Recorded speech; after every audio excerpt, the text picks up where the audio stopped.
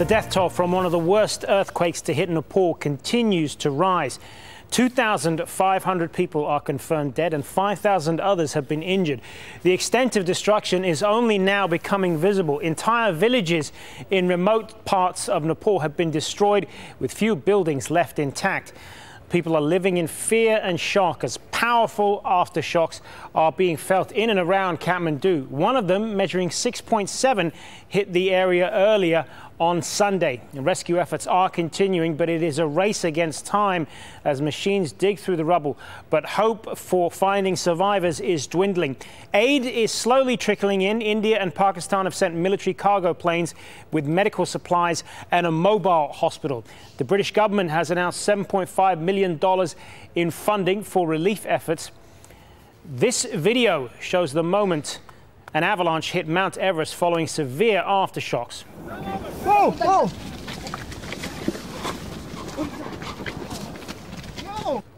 A wall of snow descended on the south side of the mountain. At least 17 people are believed to have been killed on Everest.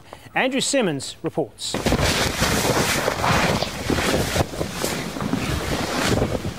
Gradually, the mournful realization grows.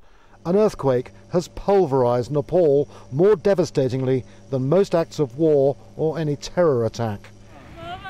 Natural forces did this, and no one knows when the death count will stop. But the searching goes on with bare hands, and there are still people being brought out alive. As this goes on, there's still the uncertainty, the fear and panic of the aftershocks. Most people still unwilling to risk going back into their homes. It's the tourist season here, and their numbers figure in the death toll. Those that survived are still recounting their experiences. We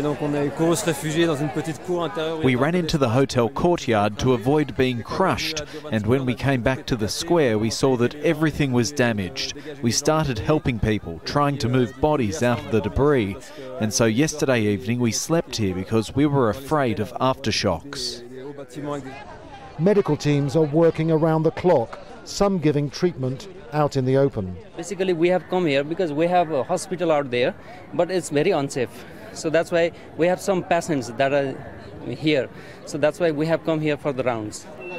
The hospitals are only just managing to cope. Fresh medical supplies are reaching them, but demand is intense and supplies of drinking water are low. The situation is still critical in all of Kathmandu's hospitals. In this one, it's been full to overflowing. These people here have been waiting for hours for treatment.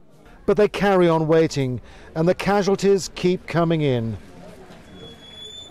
No one will give up on the search for life amongst the ruins, though. Nepal, with its ancient history, its people renowned for their bravery in battle, have an almighty fight on their hands. Now, against nature and its cruelty. Andrew Simmons, Al Jazeera, Kathmandu.